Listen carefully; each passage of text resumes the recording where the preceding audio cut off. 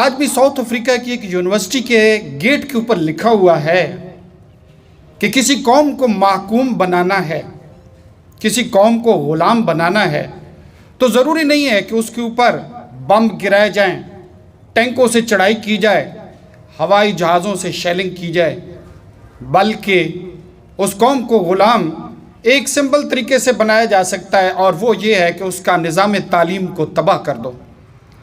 نظام تعلیم تباہ ہوگا، قوم غلام بن جائے گی۔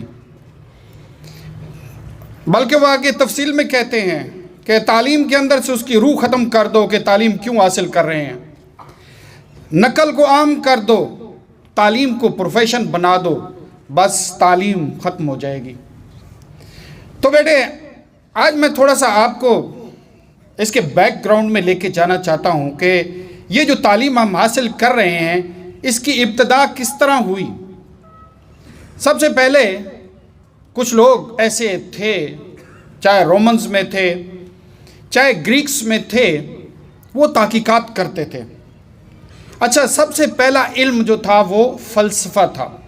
فلسفے کے اندر ہی سب کچھ آتا تھا۔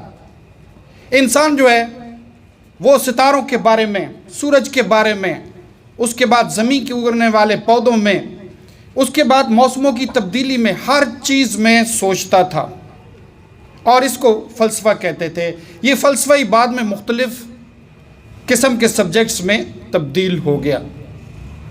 تو شروع میں یہ ہوتا تھا کہ ایک فلسفی، ایک کیمیاء دان جس کو سب کچھ کہہ سکتے ہیں، ایک اسٹرانومر، یہ جو ہے اپنا کام کرتا تھا، اور اس کے پاس اپرینٹسز، جن لڑکوں کو شوق ہوتی تھی، جن نوجوانوں کو شوق ہوتی تھی، اس کے پاس جا کے اس کے شاگرد بن جاتے تھے، اس کے پاس رہتے تھے، اس کے پاس پریکٹس کرتے تھے، اس چیز کو سیکھتے تھے، اور جب وہ سیکھ جاتے تھے تو اس کو معلم کہتے تھے، انگریزی میں مینٹر کہتے ہیں، کچھ اور لفظ بھی استعمال ہوتے تھے ان کے۔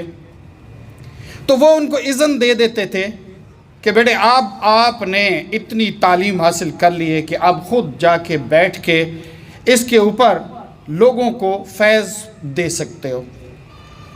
صحیح ہے، یہ ایک تعلیم کا ایک نظام کافی عرصے تک چلتا رہا۔ ایک بندہ جس نے بہت کام کیا ہے، بہت سارے لوگ اس کے پاس گئے اور جا کے سیکھتے رہے، سیکھنے کے بعد کئی سالوں تک وہاں رہتے تھے، اس کے پاس رہتے تھے، اس کی خدمت کرتے تھے، وہ ان کو سکھاتے رہتے تھے، اور اس کے بعد وہ اسی قسم کا علم حاصل کر کے وہاں سے نکلتے تھے۔ پھر اس کے بعد ایک اور ویو آئی، اور وہ ویو کیا آئی کہ وہ جو معلم ہوتے تھے، وہ جو کیمیاء دان ہوتے تھے، وہ جو فلسفی ہوتے تھے، انہوں نے کتابیں لکھنی شروع کر دی۔ اپنی زندگی کا نچوڑ جو ہے وہ ایک کتاب میں رکھ دیتے تھے۔ اب جناب یہ ہوا کہ جب یہ کتاب آئی تو علوم جو ہے یہ پھیلنے شروع ہو گئے۔ میری بات سمجھ آ رہی ہے؟ کیونکہ پہلے جو ہے ایک فلسفی، ایک معلم، اس کے بعد گنجائش 10-15 بندوں کی ہوگی، اس سے زیادہ تو ہوتی ہی نہیں۔ اب 100-200 کو تو ساتھ لے کے چل نہیں سکتا، ان کا رہنا بھی ہے، انہوں نے کھانا بھی کھانا ہے، اور ان کی تربیت بھی کرنی ہے۔ لیکن اب جو ہے کام تھوڑا سا پھیل گیا، کتابیں لکھی گئیں۔ اب یہ کتابیں مختلف علاقوں میں پہنچ جاتی تھیں۔ وہاں کیا ہوتا تھا، ایک بندہ اس کتاب کو پڑھتا تھا اور باقی بیٹھ کے سنتے تھے۔ سننے کے بعد کیا کرتے تھے، اس کے اوپر بحث کرتے تھے، پھر کیا کرتے تھے، تجربات کرتے تھے۔ سمجھیں، اب تعلیم تھوڑی سی مختلف ہو گئی ہے کہ ایک بندہ، وہ جو کتاب ایک نسخہ ہوتا تھا جس کو بڑا قیمتی نسخہ سمجھا جاتا تھا، پرنٹنگ پریس تو تھی نہیں، یہ دور تو تھا نہیں کہ آج ایک کتاب لکھی گئی ہے، ہزاروں لاکھوں کاپیاں اس کی پرنٹ ہو کے مارکیٹ میں آ گئی ہیں، ایسا نہیں تھا۔ ایک کتاب بڑی مشکل سے لکھی جاتی تھی۔ پھر کچھ پروفیشن بھی آ گئے اس میں کہ کچھ لوگ جو ہے اسپیشلی جو پڑھے لکھے ہوتے تھے، وہ جو ہے کیا کرتے تھے، ان کتابوں کی کاپیاں کرتے تھے، وہ مارکیٹ میں بیچتے تھے۔ اس طرح دنیا کی کتابیں جو ہے طول و عرض میں اس وقت قافلے چلتے تھے، کوئی ایک کتاب جو ہے وہاں مغرب سے نکلی مشرق تک پہنچ گئی، تو کتابوں کے اوپر بڑا ڈیپینڈنس تھی، اور کتابیں بڑی محدود تھیں اور نایاب تھیں اور کامیاب تھیں۔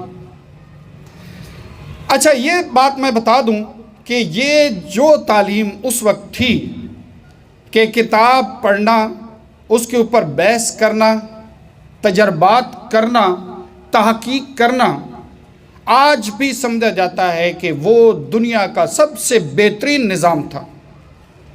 اگرچہ یہ بہت عرصہ پہلے تھا، لیکن اس کو سمجھا جاتا ہے کہ یہ دنیا کا سب سے بڑا، کیونکہ اسی وقت سب سے زیادہ فلاسفر، اس وقت سب سے زیادہ محقق اور پتہ نہیں کون کون لوگ پیدا ہوئے جب کچھ بھی نہیں تھا۔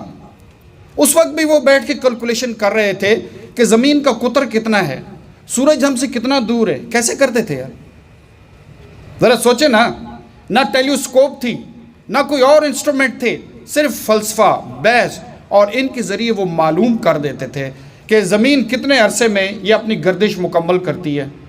اس کے علاوہ انسانی جسم کے اندر تحقیقات ہو رہی تھی۔ اس کے علاوہ پانی اور یہ جو ایلیمنٹس ہیں، ان سے نئی نئی چیزیں بنائی جا رہی تھی۔ This is called the best time. لیکن اس کے بعد کیا ہوا؟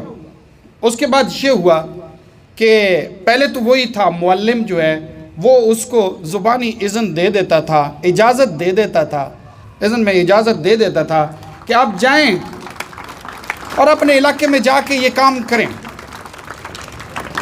لیکن یہ جب پھیل گیا تو پھر ایک اور چیز آ گئی کہ اب جو ہے لوگ جب پڑھ لیتے ہیں تو ان سے ان کا امتحان لیا جائے اور اس کے بعد ان کو ڈگری ایک یا سند دی جائے کہ آپ جو ہے اب جو ہے بالکل اس چیز میں مہارت رکھتے ہیں، اور وہ ڈگری ان کو دینی شروع کر دی۔ یہ شروع میں تو ٹھیک تھا، بعد میں جا کے اسی نے تعلیم کا کبڑا کر کے رکھ دیا، ایگزامینیشن اور ڈگری نے۔ پھر لوگوں کی توجہ، یعنی پہلے ایک محقق وہاں سے نکلتا تھا تو لازم بات ہے اس کی معاشرے میں عزت ہوتی تھی، پیسہ بھی آتا تھا، شہرت بھی آتی تھی، سارا کچھ آتا تھا۔ اب لوگوں نے سمجھ لیا کہ امتحان دے، ڈگری لیں اور سب کچھ اس کے پیچھے آ جائے گا۔ لیکن بعد میں کیا ہوا کہ تعلیم کی روح نکل گئی، صرف ایگزام اور ڈگری رہ گئے۔ میری بات سمجھ رہے ہیں؟ اور ہمارے جیسے تھرڈ ورلڈ کنٹریز میں تو بالکل ہی ستیہ ناس ہو کے رہ گیا کہ بس ہر ایک کی شوق، ہر ایک کی کوششیں ایک نقطے پہ اکٹھی ہو گئی کہ جناب ڈگری حاصل کریں کسی طرح سے، چاہے ایگزامینیشن میں چیٹنگ کرنی پڑے، چاہے رٹا لگانا پڑے، ڈگری ڈگری ڈگری، اور پھر مارکس۔ اس نے آ کے تعلیم کو بالکل دوسری طرف پھینک دیا، وہ مقصد ختم ہو گیا۔ آج جو لوگ اس کی طرف ریورٹ کر رہے ہیں وہ میں آپ کو بتا رہا ہوں کہ تعلیم اس لیے تو نہیں بچاتے کہ سر ختم کریں، تھکیں۔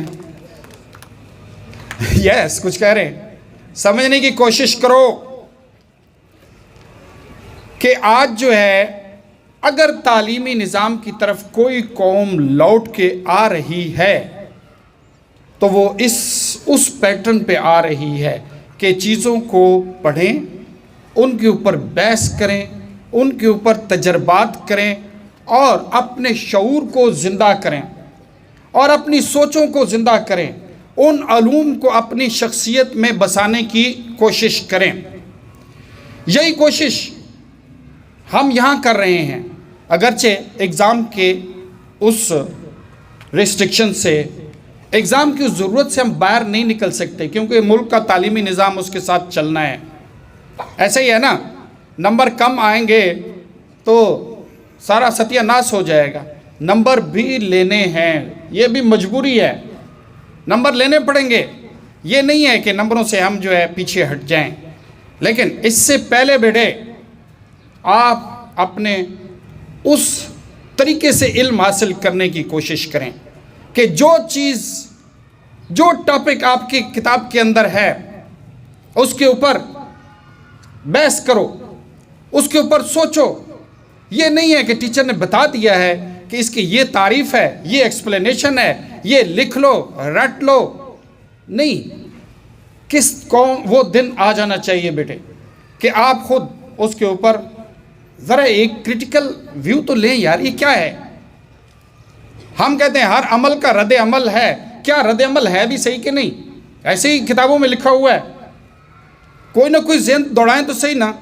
جب آپ اس کا تنقیدی جائزہ لیں گے, تھوڑا سا اپنے شعور کو استعمال کریں گے, مختلف لائن پہ جا کے سوچنے کی کوشش کریں گے, تو پھر انشاءاللہ آپ کے اندر ایک شعور جاگے گا, ایک علم کی جستجو آپ کے اندر پیدا ہوئے گی, اور یہی علم کی جستجو انشاءاللہ آپ کو بہترین نمبر بھی دلا کے جائے گی. پھر آپ عام بندے نہیں رہیں گے, ایک آرڈنری اسٹوڈنٹ نہیں رہیں گے, آپ سوچنے والے انسان بن جائیں گے. آج بھی آپ اپنی کلاسوں میں دیکھتے ہیں جو سب سے پیچھے ہیں وہ بس سستی اور کاہلی کے مارے ہوئے ہیں. ٹیچر نے کچھ پڑھا دیا ہے, کچھ سمجھ آیا ہے, کچھ نہیں آیا, جو آ گیا ہے تو ٹھیک ہے, نہیں آیا تو ٹھیک ہے, دے جائے تو بھی بھلا, نہ دے بھی تو بھلا. اگر وہ سوچنا شروع کر دیں کہ یہ کیا ہے, یہ جو ٹاپک لکھا ہوا ہے سر نے بتایا ہے, what the hell it is, I should consider it. میں ذرا سوچوں تو صحیح یار, اپنے طریقے سے اس کے اوپر ذرا غور تو کروں کہ یہ کیا کہا جا رہا ہے. why it is so, کیا اس کے مختلف نہیں ہے دنیا؟ تو پھر آپ بالکل اس کے برعکس قسم کے طالب علم پیدا ہوں گے. تو بیٹے اس کے اوپر بات جاری رہے گی, but we want to know کہ اصل ایجوکیشن کیا ہے. اصل ایجوکیشن یہ ہے کہ آپ جو چیز ہے, جو ٹاپک ہے, چاہے میتھ ہے, سائنس ہے, بایو ہے, فزکس ہے, اپنی سوچ کو اس کے اوپر انوالو کریں. آپ اس کا تنقیدی جائزہ لیں, آپ اس کے اوپر ایک دفعہ اپنے طور پر غور کریں. ایسا کیسے ممکن ہوگا؟ بہت سارے اسٹوڈنٹ تو ایسے ہی چل رہے ہیں کہ ٹیچر نے پڑھا دیا ہے, بس وہی لکھ لیا ہے, دیٹس آل. گھر گئے ہیں, ابے نے کہا بستہ اٹھاؤ سیدھا ٹیوشن والے کے پاس. کسی وقت آپ کو سوچنے کا تو موقع ملے گا ہی نہیں. ہر وقت آپ کو فیڈ کیا جا رہا ہے, لیکن وہ لمحے کہاں سے نکالیں گے آپ لوگ جب آپ خود اس پہ غور و فکر کریں گے؟ وہ تبھی ممکن ہے جب آپ خود سکون سے بیٹھ کے آپ خود جو ہے جاگنا اور سوچنا شروع کر دیں گے. اس کے لیے بیٹے ڈیلی کا ٹائم نکالیں, on the daily basis there should be some time, اور یہ آپ کو مزہ بڑا آئے گا. یہ نہیں سوچنا کہ یہ پتہ نہیں بڑا بورنگ کام ہے.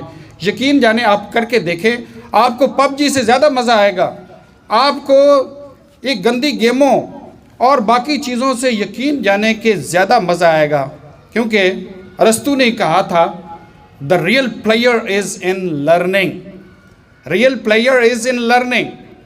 باقی چیزوں میں بھی کوئی خوشی ملتی ہے, باقی کئی کام کر کے تھوڑی بہت خوشی ملتی ہے, لیکن اس کے بعد بوریت ہوتی ہے, اس کے بعد بدسکونی ہوتی ہے. لیکن علم کا جو شعور ہے, اصل خوشی یہیں پہ ہے. اور اس کو آپ کر کے دیکھیں ایک دفعہ بیٹے ذرا اپنے ذہن کو تبدیل کریں کہ آپ جو ہے ہر ٹاپک پہ ذرا سوچنا شروع کر دیں. سمجھ رہے ہو؟ ہر ٹاپک کے اوپر ذرا سوچیں کہ یہ کیا ہے, کیا یار ایسے کیوں کہا جا رہا ہے. ایک دفعہ یہ اپنے آپ سے سوال کرنا شروع کر دیں تو یقین جانیں کہ آپ کو اس میں مزہ آنا شروع ہو جائے گا. اور پھر آپ دیکھیں گے کہ آپ بہت ساری چیزیں چھوڑ کے شاید اسی پہ لگ جائیں گے کہ یار یہ تو it's really entertainment, it's really enjoyable. تو please do it. Thank you very much.